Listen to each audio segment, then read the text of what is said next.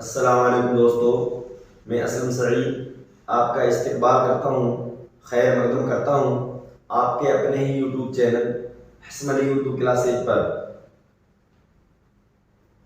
جس بھائی نے ہمارا حسن علی یوٹیوب چینل ابھی تک سبسکرائب نہیں کیا ہے وہ جلدی سے جلدی چینل کو سبسکرائب کریں اور لائک کریں اور زیادہ سے زیادہ شیئر کریں۔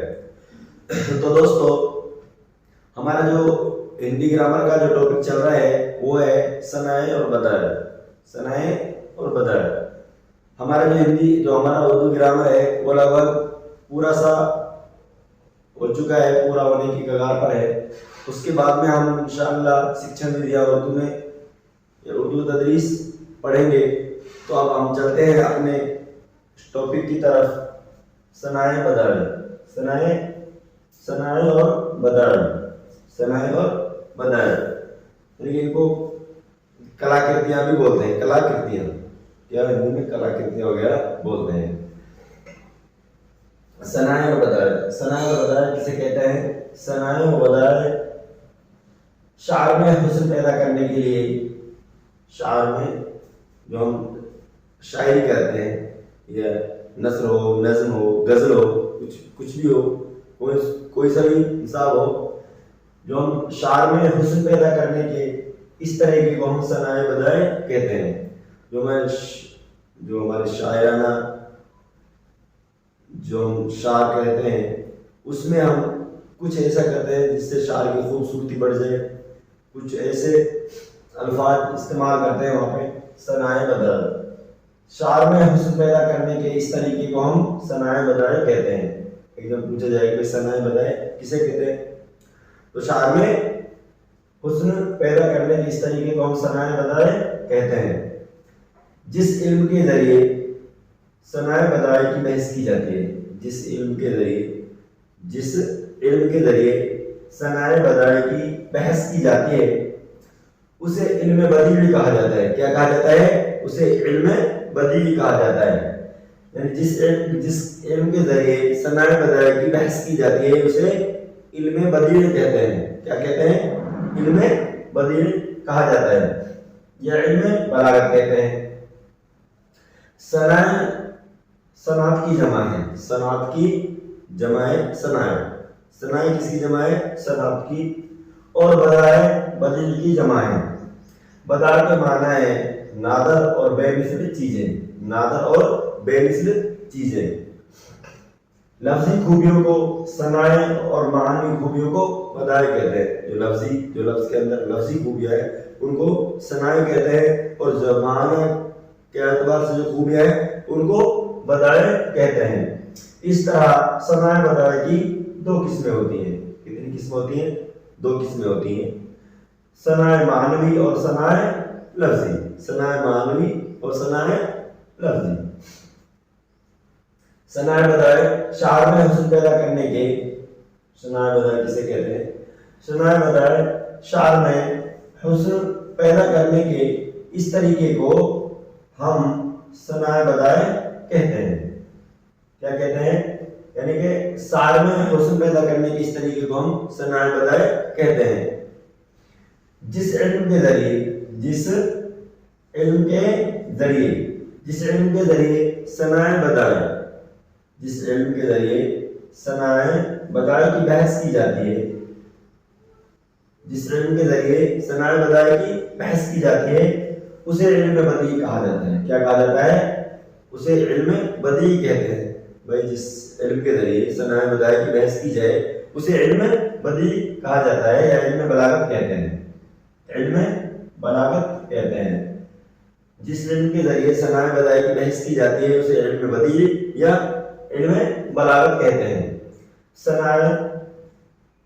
صنعت کی جمع ہے، کس کی جمع ہے؟ صنعت کی جمع ہے ثنائے۔ ثنائے کس کی جمع ہے؟ صنعت کی جمع ہے۔ اور بدائع بدیع کی جمع ہے، اور بدائع بدیع کی جمع ہے۔ ثنائے صنعت کی جمع ہے اور بدائع بدیع کی جمع ہے۔ آگے چلتے ہیں بدائع کے معنی۔ بدائع کے معنی کیا ہے؟ بدائع کے معنی کیا ہے؟ نادر اور بے مثل چیزیں، نادر اور بے مثل چیزیں، یعنی کہ نادر معنی بیکار، بے مثل، نادر اور بے مثل چیزیں लफ्जी खूबियों को क्या कहते हैं? लफ्जी खूबियों को सनाए कहा जाता है। लफ्जी खूबियों को क्या कहते हैं? सनाए कहा जाता है। और बदीई खूबियों को बदाए कहते हैं। लफ्जी खूबियों को सनाए कहा जाता है और मानवी खूबियों को बदा या बदीई कहा जाता है, और मानवी खूबियों को बदा कहा जाता है। क्या कहा जाता है? बदाए कहा जाता है। इस तरह सनाए बदाए की 2 किस्में हैं। इस तरह सनाए और बदाए की कितनी किस्में हैं? 2 किस्में होती हैं। बात समझ में आई? बात समझ में आई कि शार में हुस्न पैदा करने के इस तरीके को सनाए बदाए कहते हैं, जिसे इनके जरिए सनाए बदाए की बहस की जाती है। उसे इल्म बलागत या इल्म बदी कहा जाता है। और जो सनाए है वो सनात की जमा है और बदाए बदी की जमा है। बदा माने नादर और बेमिसाल चीजें, लफ्जी खूबियों को सनाए कहते हैं और मानवी खूबियों को बदाए कहा जाता है। इस तरह सनाए बदाए की 2 किस्में हैं। कितनी किस्में हैं?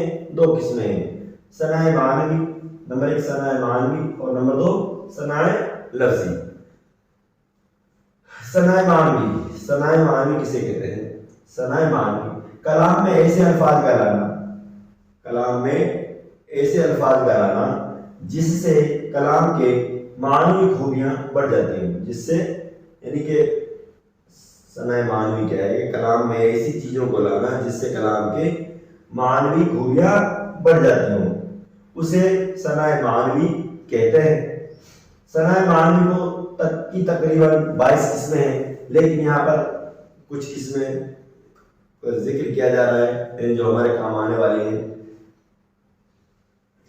सनाए मानवी कलाम में ऐसे अल्फाज का लाना जिनसे कलाम की मानवी खूबियां बढ़ जाती हैं, जिससे कलाम की मानवी खूबियां बढ़ जाती हों, उसे सनाए कहते हैं। क्या कहते हैं? सनाए मानवी कहते हैं। उसे क्या कहते हैं? सनाए मानवी कहते हैं। सनाए मानवी की तकरीबन 22 किस्में हैं। कितनी किस्में हैं? सनाए मानवी की तकरीबन कितनी किस्में हैं? 22 किस्में हैं। 22 किस्में हैं, लेकिन यहाँ पर उन्हीं किस्मों का जिक्र किया गया है जो आपके ज्यादा काम आते हैं। नंबर 2 सनाए लफ्जी। सनाए मानवी की बात समझ में आ गई होगी।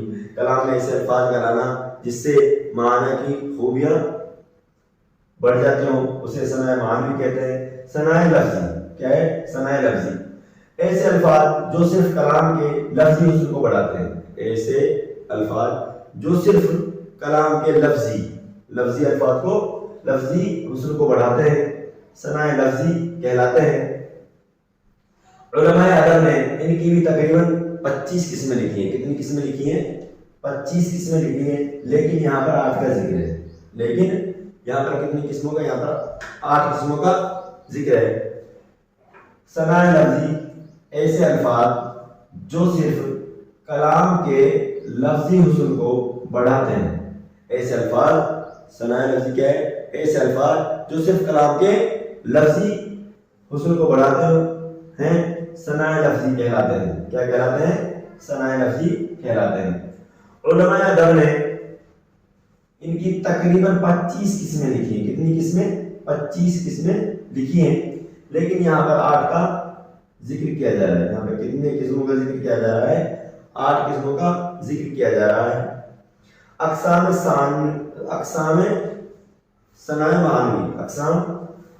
सनाए मानवी यानी मानवी सनाए मानवी की किस्में। नंबर 1 तलमी जिस शार में किसी मशहूर वाक़या, कुरानी आयत या मक़ूला या अहादीस की तरफ से इशारा किया जाए कि इसके बगैर मतलब तक रसाई न हो। भाई जब इसके बगैर जो ये इशारा हो रहा है किसी मशहूर वाक़े का, कुरानी आयत का, अहादीस का या मक़ूले की तरफ इशारा किया जाए कि इसके बगैर मतलब तक रसाई न हो, कि इसके बगैर मतलब तक रसाई न हो, तो वो क्या कहलाती है? तलमीह कहलाती है। क्या कहलाती है? تلمیح کہلاتی ہے۔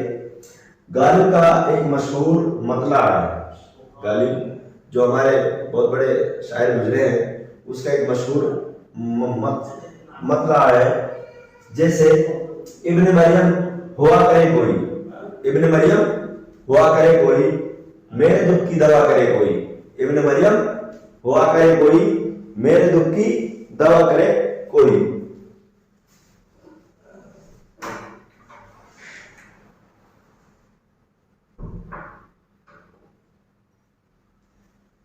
ابن مریم ہوا کرے کوئی میرے دکھ کی دوا کرے کوئی، جیسے ابھی یہاں پہ وضاحت کی گئی ہے، اس کی وضاحت کی گئی ہے۔ ابن مریم سے مراد کیا ہے، کون ہے؟ ابن مریم سے مراد ہے حضرت عیسیٰ علیہ السلام، جو لوگوں کے دکھ درد بیماریوں کا علاج کرتے تھے۔ عیسیٰ علیہ السلام وہ جو لوگوں کے دکھ درد اور بیماریوں کا علاج کرتے تھے اور قم بإذن اللہ کہہ کر مردوں کو زندہ کرتے تھے۔ ابن مریم سے تلمیح لازم ہوتی ہے، ابن مریم سے تلمیح لازم ہوتی ہے۔ تلمیح جس شعر میں تلمیح اقسام ثناء معنوی کی ایک قسم چل رہی ہے۔ نمبر 1 تلمیح جس شعر میں کسی مشہور واقعہ، قرآنی آیت یا مقولہ کی طرف اشارہ کیا جائے، مقولہ کی طرف اشارہ کیا جائے کہ اس کے بغیر مطلب تک رسائی نہ ہو، اس کے بغیر مطلب تک پہنچا نہیں جائے، کہ اس کے بغیر مطلب تک رسائی نہ ہو، تلمیح کہلاتی ہے۔ کیا کہلاتی ہے؟ تلمیح کہلاتی ہے۔ غالب کا مشہور مطلع ہے، غالب کا ایک مشہور مطلع ہے، جیسے ابن مریم ہوا کرے کوئی، ابن مریم ہوا کرے کوئی میرے دکھ کی دوا کرے کوئی، کہ بھئی ابن مریم سے مراد حضرت عیسیٰ علیہ السلام ہے۔ ابن مریم ہوا کرے کوئی میرے دکھ کی دوا کرے کوئی، ابن مریم ہوا کرے کوئی میرے دکھ کی دوا کرے کوئی۔ وضاحت ابن مریم سے مراد حضرت عیسیٰ علیہ السلام ہے، جو لوگوں کے دکھ درد یعنی بیماریوں کا علاج کرتے تھے، اور قم بإذن اللہ کہہ کر، کیا کہہ کر؟ قم بإذن اللہ، قم بإذن اللہ، اللہ کے حکم سے کہہ کر مردوں کو زندہ کرتے تھے۔ کیا کرتے تھے؟ قم بإذن اللہ کہہ کر مردوں کو زندہ کرتے تھے۔ ابن مریم سے تلمیح لازم ہوتی ہے، ابن مریم سے تلمیح کیا ہوتی ہے؟ لازم ہوتی ہے۔ غالب کا ایک دوسرا شعر ہے، غالب کا ایک دوسرا شعر ہے، غالب کا ایک دوسرا شعر ہے، جسے کیا وہ نمرود کی خدائی تھی، کیا وہ نمرود کی خدائی تھی، بندگی میں میرا بھلا نہ ہوا۔ کیا وہ نمرود کی خدائی تھی کہ بندگی میں میرا بھلا نہ ہوا۔ وضاحت نمرود ایک ظالم اور مغرور بادشاہ تھا جس نے خدائی کا دعویٰ کیا۔ ایک نمرود تھا جو ایک ظالم اور مغرور یعنی تکبر، غرور والا بادشاہ تھا، اس نے خدائی کا دعویٰ کیا تھا۔ تو یہاں پہ یہ ہے جسے کیا وہ نمرود کی خدائی تھی، کیا وہ نمرود کی خدائی تھی، بندگی میں میرے بھلا نہ ہوا، کہ اس کی بندگی میں میرے کوئی بھلا نہیں ہوا۔ وضاحت نمرود ایک ظالم اور مغرور بادشاہ تھا جس نے خدائی کا دعویٰ کیا۔ کیا وہ نمرود کی خدائی تھی، کیا وہ نمرود کی خدائی تھی، بندگی میں میرے بھلا نہ ہوا، بندگی میں میرا بھلا نہ ہوا۔ کیا وہ نمرود کی خدائی تھی، بندگی میں میرا بھلا نہ ہوا۔ وضاحت نمرود ایک ظالم اور مغرور بادشاہ تھا، نمرود ایک ظالم اور مغرور بادشاہ تھا جس نے خدائی کا دعویٰ کیا۔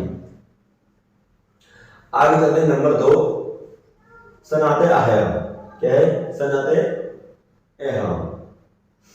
صنعت احیاء کلام ایسے لفظوں کا استعمال صنعت احیاء میں یعنی کلام میں ایسے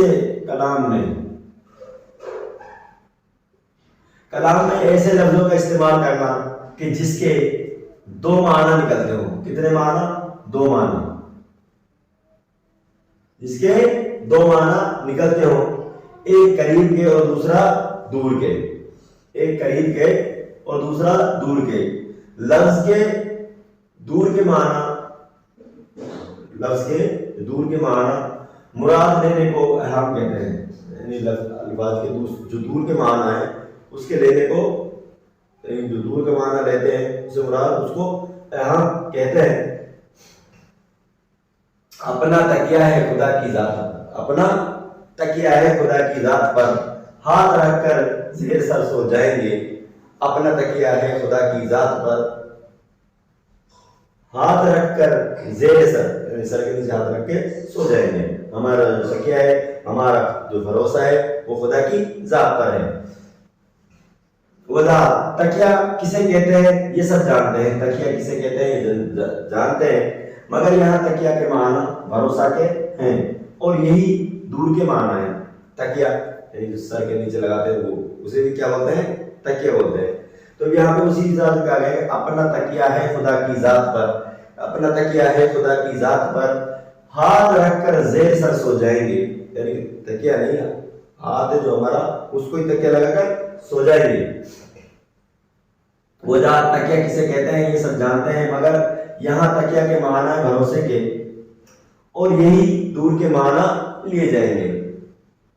صنعت احیام کو توریہ بھی کہتے ہیں. صنعت احیام کو کیا کہتے ہیں؟ توریہ بھی کہتے ہیں. اردو کے ابتدائی دور کی شاعری میں احیام گوئی کا بڑا رواج تھا. یعنی اردو کے ابتدائی دور میں جو احیام گوئی اس کا بڑا رواج تھا، جس کے تحت شعر میں ایسے لفظ کا استعمال ہوتا تھا جو دو معنی ہوتا تھا.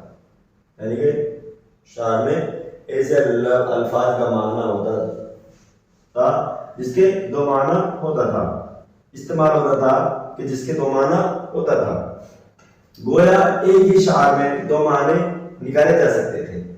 گویا ایک ہی شعر ہے مگر اس کے دو معنی نکال لیتے تھے. ایک نزدیک کا معنی تھا، ایک دور کا معنی تھا. جو دور کا معنی تھا یہ اس دور کی شاعری کا کمال سمجھا جاتا تھا. یہ اس دور کی شاعری تھی، اس کا کمال سمجھا جاتا تھا. اس سے نئے الفاظ کے معنوں کا استعمال ہوا، ذخیرہ الفاظ میں اضافہ ہوا. احام کی چند مثالیں دیکھیے. سب سے پہلے ہم احام کو سمجھتے ہیں. احام کسے کہتے ہیں؟ یعنی صنعت احیام، کلام میں ایسے لفظوں کا استعمال کرنا کہ جس کے دو معنی نکلتے ہوں. ایک قریب یعنی نزدیک کا اور دوسرا دور کا، اور دوسرے دور کے. لفظ کے دور کے معنی مراد لینے کو اہم کہتے تھے. جو لفظ کا دور کا معنی ہے اس کو مراد لینے کو اہم کہا جاتا ہے. کیا کہتے ہیں؟ جو نزدیک کا معنی نہیں کرتے، جو دور کا معنی اس کو لیتے ہیں اس کو اہم کہتے ہیں. جیسے اپنا تکیہ ہے خدا کی ذات، اپنا تکیہ ہے خدا کی ذات پر، ہاتھ رکھ کر زیر سر سو جائیں گے. ہمارا خدا کی ذات پر بھروسہ ہے، نہیں تو ہم اپنا ہاتھ ہی سر کے نیچے رکھ کے سو جائیں گے. تکیہ کسے کہتے ہیں یہ سب جانتے ہیں. اب یہاں تکیہ کے دو معنی لیے گئے ہیں، ایک تکیہ جو سر کے نیچے لگاتے ہیں، ایک تکیہ بھروسہ کا. مگر یہاں تکیہ کے معنی بھروسے کے ہیں. کس کے ہیں؟ بھروسے کے ہیں. اور یہی دور کے معنی لیے جائیں گے. صنعت احیام کو توریہ بھی کہتے ہیں. صنعت احیام میں جو اس کو کیا کہتے ہیں؟ توریہ بھی کہتے ہیں. اردو کے ابتدائی دور کی شاعری میں احیام گوئی کا بڑا رواج تھا. اردو کے ابتدائی دور میں احیام شاعری کا بڑا دور تھا. جو شاعر تھے وہ ایک ہی لفظ کے دو معنی نکالتے تھے اس دور میں، جس کے تحت شعر میں ایسے لفظ کا استعمال ہوتا تھا جو دو معنی ہوتا تھا. کتنے معنی ہوتا تھا؟ دو معنی، ایک نزدیک کا ایک دور کا. گویا ایک ہی شعر کے دو معنی نکالے جا سکتے تھے. ایک ہی شعر کے دو معنی نکالے جا سکتے تھے. یہ اس دور کی شاعری کا کمال سمجھا جاتا تھا. کیا سمجھا جاتا تھا؟ اس دور کی شاعری کا کمال سمجھا جاتا تھا کہ ایک ہی شعر کے دو معنی نکالے جاتے تھے. اس سے نئے الفاظ کے معنی کا استعمال ہوا. ذخیرہ الفاظ میں اضافہ ہوا. کیا ہوا؟ ذخیرہ الفاظ میں اضافہ ہوا. احام کی چند مثالیں دیکھیے. یہاں دیکھتے ہیں. جیسے اس کے رخسار دیکھ جیتا ہوں. اس کے رخسار دیکھ جیتا ہوں، عارضی میری زندگانی ہے. اس کے رخسار دیکھ کے جیتا ہوں، اس کے گالوں کو دیکھ کے جیتا ہوں، مگر جو میری زندگانی ہے وہ عارضی ہے، وہ کچھ سمے کے لیے ہے، مگر پھر بھی میں اس کے رخسار دیکھ کر جیتا ہوں. یہاں عارضی کے دو معنی ہیں. کتنے معنی ہیں یہاں پہ عارضی کے دو معنی ہیں. ایک تھوڑی دیر کے لیے اور دوسرا رخسار کے. رخسار کے. جیسے اس کے رخسار دیکھ جیتا ہوں، عارضی میری زندگانی ہے. اس کے رخسار دیکھ جیتا ہوں، عارضی میری زندگانی ہے.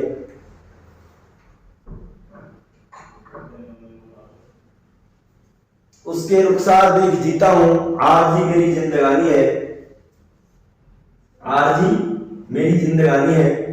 یہاں عارضی کے دو معنی ہیں. ایک تھوڑی دیر کے لیے اور دوسرا رخسار. ایک تھوڑی دیر کے لیے اور دوسرا ہے رخسار. آگے دیکھتے ہیں.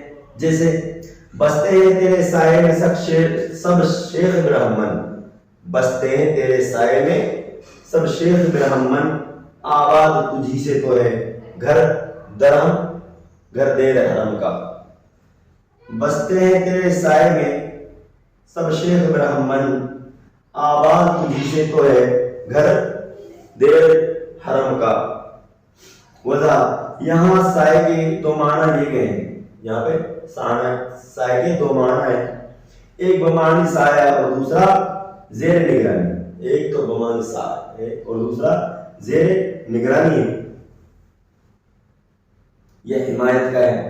زیر نگرانی ہے یا حمایت ہے. جیسے بستے ہیں تیرے سائے میں سب شیخ برہمن. آباد تجھی سے تو ہے گھر دیر و حرم کا. وضاحت. یہاں سائے کے دو معنی ہیں. ایک بمانی سایہ اور دوسرا زیر نگرانی یا حمایت. آگے دیکھتے ہیں. جیسے قبر کے اوپر لگایا نیم کا اس نے درخت. قبر کے اوپر لگایا اس نے نیم کا درخت. بعد مرنے کے میری توقیر آدھی رہ گئی. بعد مرنے کے میری توقیر آدھی رہ گئی. وضاحت. یہاں نیم کے دو معنی ہیں. ایک نیم بمانی آدھا اور دوسرا ایک درخت کا نام ہے جس کے پتے اور پھل بہت کڑوے ہوتے ہیں، اسی لیے حقیر درختوں میں شمار ہوتا ہے. جیسے قبر کے اوپر لگایا نیم کا اس نے درخت. میری قبر کے اوپر اس نے نیم کا درخت لگایا. نیم کا جو درخت تھا اس کا جو میری توقیر تھی بعد مرنے کے تو میری توقیر آدھی رہ گئی. اور بعد مرنے کے بعد میری جو توقیر ہے وہ آدھی رہ گئی. جو میری حیثیت ہے وہ آدھی رہ گئی کیونکہ اس نے میرے قبر کے اوپر ایک نیم کا درخت لگایا۔ یہاں نیم کے دو معنی ہیں، یہاں نیم کے بھی کتنے معنی ہیں؟ دو معنی ہیں۔ ایک نیم بمانی آدھا، ایک نیم بمانی آدھا، یعنی توقیر آدھی رہ گئی، اور دوسرا ہے ایک درخت کا نام جس کے پتے اور پھل کڑوے ہوتے ہیں، جس کے پتے اور پھل بہت کڑوے ہوتے ہیں، اسی لیے حقیر درختوں میں شمار ہوتا ہے۔ تو دوستو کیسی لگی آپ کو ہماری کلاس؟ امید ہے کہ اچھی لگی ہوگی۔ اگر کلاس اچھی لگی ہے تو کلاس کو لائک کریں اور شیئر کریں اور زیادہ سے زیادہ سبسکرائب کریں، کیونکہ تاکہ زیادہ سے زیادہ لوگوں تک اس کا فائدہ پہنچے۔ تو ہمارا جو ٹاپک ہے وہ صنع بدائع چل رہا ہے، اس میں پھر ملتے ہیں آپ کو اس میں کچھ اور آگے اور کچھ ٹاپک لے کر، تب تک کے لیے اللہ حافظ۔